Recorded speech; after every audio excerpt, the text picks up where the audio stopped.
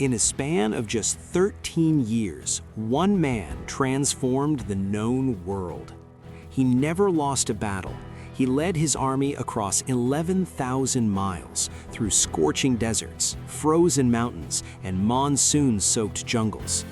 By the age of 30, he was the king of Macedonia, the pharaoh of Egypt, and the king of kings of the Persian Empire. But who was Alexander? Was he a visionary seeking to unite humanity, or a megalomaniac who left a trail of blood and ashes from Greece to India? Today, we trace the lightning-fast rise and the mysterious fall of the greatest conqueror in history.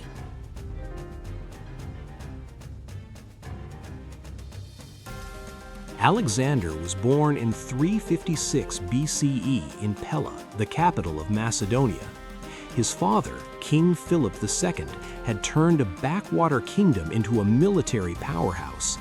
His mother, Olympias, was a mystical queen who claimed Alexander was not Philip's son, but the son of Zeus himself. Alexander didn't just learn to fight, he learned to think. His tutor was none other than Aristotle. While Philip taught him the phalanx and the sarissa, Aristotle taught him biology, philosophy, and the epic tales of Homer. Alexander slept with a copy of the Iliad under his pillow, dreaming of becoming the new Achilles. The most famous story of his youth is the taming of Bucephalus, a horse no man could ride. Alexander noticed the beast was afraid of its own shadow. He turned it toward the sun, mounted it, and rode.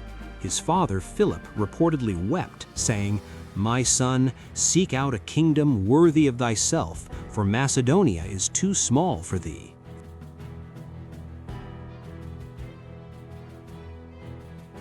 In 336 BCE, at a wedding festival, King Philip II was assassinated by his own bodyguard. At just 20 years old, Alexander was king. But the Greek city-states saw an opportunity. Thebes and Athens revolted, thinking the boy king would be easy to crush. They were wrong.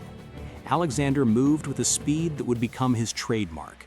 He marched south and razed Thebes to the ground, selling the survivors into slavery. Greece fell silent. The message was clear. The lion was out of his cage.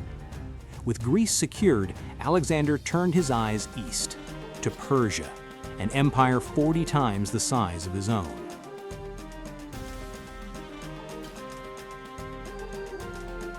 In 334 BCE, Alexander crossed into Asia with 37,000 men. Upon landing, he threw his spear into the sand, claiming all of Asia as won by the spear.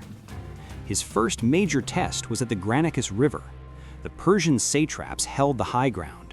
Alexander, leading from the front in his white-plumed helmet, nearly died when a Persian axe split his helmet. He was saved at the last second by his friend, Clitus the Black. He won. The road to the heart of the empire was open. In the city of Gordium, there was a legendary knot. Prophecy said whoever untied it would rule Asia. Alexander didn't waste time picking at the rope. He drew his sword and hacked it in half. It was a perfect metaphor for his life. If there is an obstacle, break it.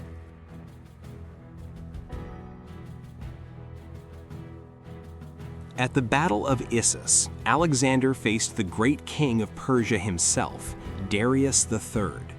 Despite being outnumbered, Alexander led a cavalry charge directly at Darius. The Persian king panicked and fled, leaving his family, his treasure, and his honor behind. Alexander didn't chase Darius yet. He went to Egypt, where he was welcomed as a liberator. There, at the Siwa oasis, the oracle confirmed what his mother had always told him.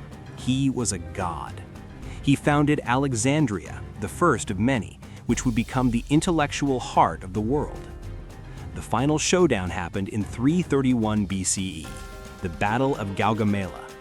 Darius brought 200,000 men and scythed chariots. Alexander had 47,000. Through a brilliant tactical maneuver, Alexander created a gap in the Persian line and charged. Darius fled again. The Persian Empire had fallen.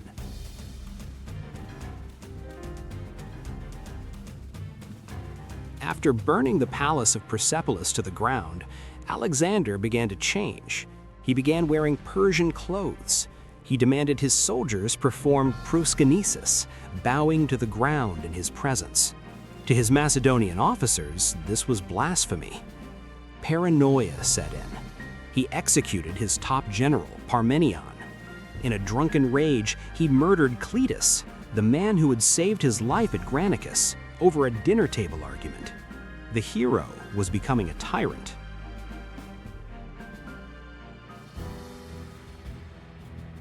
Alexander pushed his exhausted men into India. At the Battle of the Hydaspes, he faced King Porus and a terrifying new weapon, 200 war elephants. Alexander won, but at a terrible cost. His beloved horse Bucephalus died. At the Hyphasis River, his men did something the Persians never could. They stopped him. They mutinied. They wanted to go home. Alexander sulked in his tent for 3 days, but eventually, the conqueror of the world had to turn back.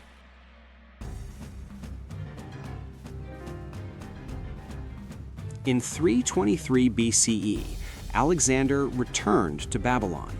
He was planning an invasion of Arabia when he fell ill after a night of heavy drinking. On June 11th, at age 32, he died. When asked on his deathbed who should inherit his empire, he reportedly whispered, "To the strongest." The empire immediately shattered into warring factions, but his legacy was set. He had spread Greek culture, language, and thought from the Mediterranean to the Himalayas. This was the Hellenistic age, the foundation upon which the Roman Empire and the modern Western world would be built. Alexander the Great lived a life of fire and speed. He was a man who believed he was a god, and for a brief moment in history, he acted like one. He remains the ultimate yardstick by which every general, from Caesar to Napoleon, has measured themselves. What do you think? Was Alexander a visionary or a monster? Let us know in the comments. Thanks for watching.